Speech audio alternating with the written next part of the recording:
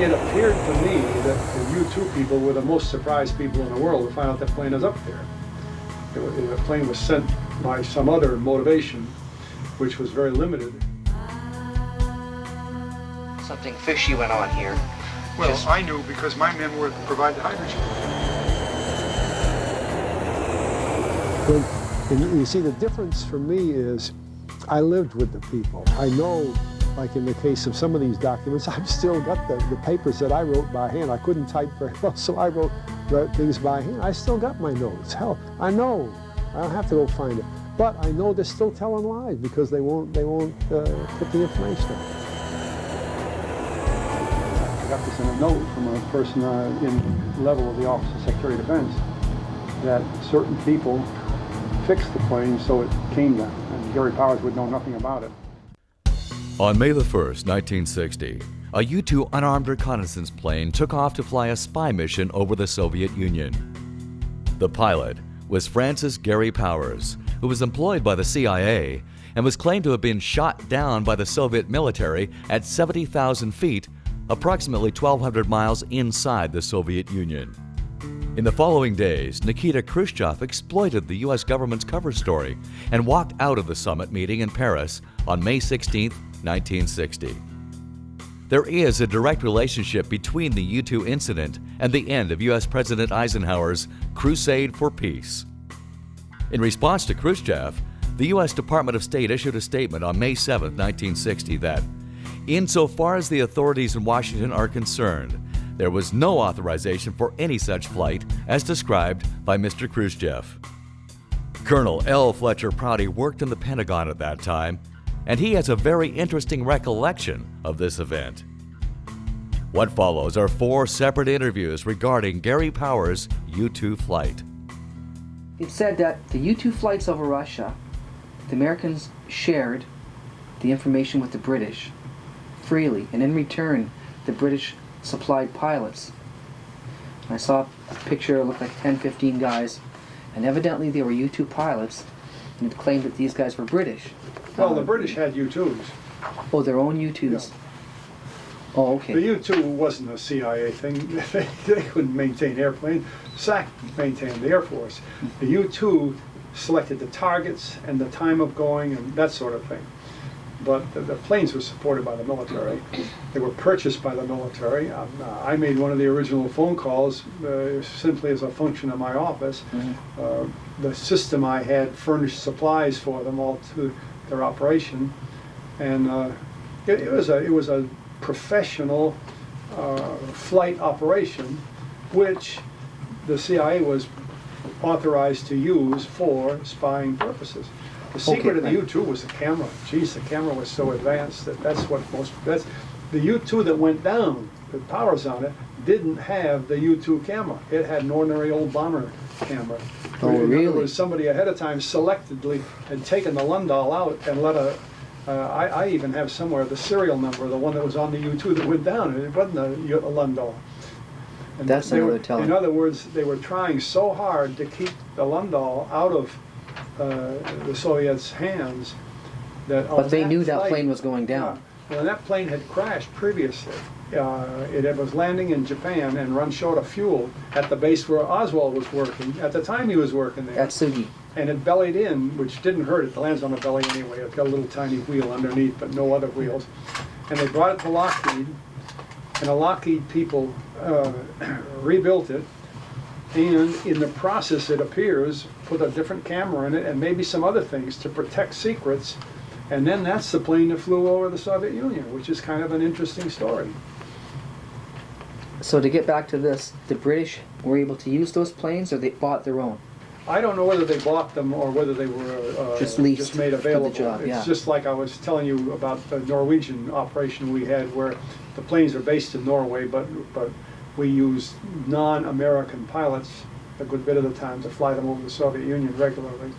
It's a way clandestine work is done so that it isn't attributable, but of course there's no way you can deny that where a U-2 comes from. See, it's got to be an American airplane.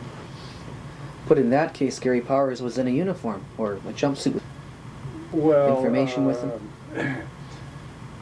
You know, you did the famous pictures of taken of everything he had in his pockets when he went down. Well, the U-2 pilots didn't have any pockets, for one thing. I mean, I'm going to have a guy that's supposed to be a spy and then equip him with everything else, you know, his club card and his automobile license and all that. And plus the trinkets he was supposed to hand out to bribe people to take care of him, and a flag that's saying, I'm a U.S. citizen, I need your help, and, you know, an escape and evasion kit. Well, that's ridiculous. Well, Powers didn't know that was on the plane. The parachute has two seats. One is the one you sit on, and one is your parachute. It was in between the two seats. Somebody had put his stuff there. They took it from him and said, you're going on a flight. They put it. So when he landed, the Russians found it, and they said, here's what he had with him. What do you mean, tell us he's not an American military pilot? All that stuff is contrived. But the facts that came out later prove the whole darn thing was set up that way. He was surprised to find out what they claimed he had on board. In the facts, I'm not familiar with them. Did he crash land, or did he actually just land? Well, the distinction in a U-2 is not very great. Okay. If you got a runway, it's not a crash. If it's in the field, it is a crash. The underneath of a U-2 has just a small single wheel, and because it's made as light as it can be. In fact, all the pilots called it a glider. And the wreckage that they showed was sent to Kelly Johnson at Lockheed, and he said that wreckage never came from one of our airplanes. It's just some junk they had in Moscow, and took a picture of it. Oh, really? Yeah, the picture of the wreckage of U-2 is not the U-2. Because they did show big pictures of the cabin and that, right? Yeah. But I didn't realize that was Well, the... They had the plane. And another thing was that in one of the pictures, the U-2 is shown, and the canopy, the big plastic canopy over the top of the pilot, is laying on the ground unbroken, not broken. Well, you couldn't take, it'd be like dropping a glass from 100 feet up, and it didn't break. I mean, they contrived the Russians were trying to get, you know, trying to prove to the world that they could bring a plane down from 80 or 90,000 feet. And see, that's why they built the plane. They knew at Lockheed that nothing the Russians had could reach the altitude of the operating altitude of the airplane. Therefore, it couldn't be brought down. So when the Russians said they did bring it down, the first thing Dulles said to the Fulbright committee was they couldn't have reached it at its operating altitude. It came down lower, and then they got it. Well, got it means they put MiGs around it, flying with it. Somebody said that there was a reporter over there who was riding on a train or something like that, who wrote a story about the sky was full of MiGs. But So they just forced him down. Yeah, that's when he was down low. Well, and of course, his engine wasn't running. His engine had conked out.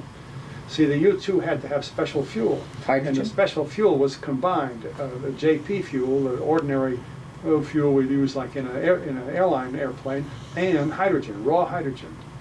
And the hydrogen tank only had half enough. So when it ran out, the plane came down right halfway on the flight. In the middle.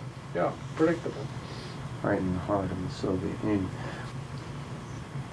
But it's your position that Alan Dulles didn't know that they had put all this identification in there, or even that the flight was being run. Well, I don't think I ever said or wrote that, because no, you didn't write it. There's no way to know.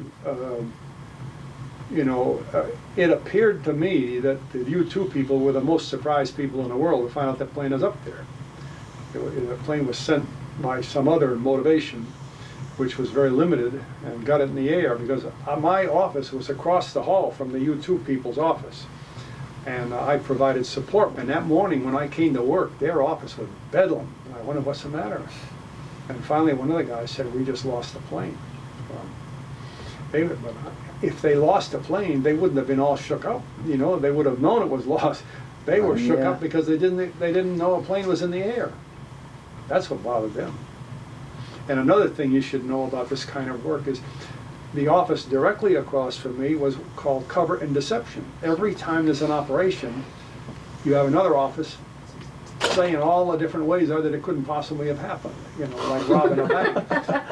Work out your cover story ahead of time. So you go rob the bank when you have your friend in Las Vegas saying, oh no, my friend was with me, we were in room 110, and you know, we couldn't have possibly been robbing a bank. We were out in Las Vegas. You got to have your cover. So, but this is the way the government would work. It's either you two guys, my office, and the cover people, and we all supported each other. See, I provided the hydrogen, among other things.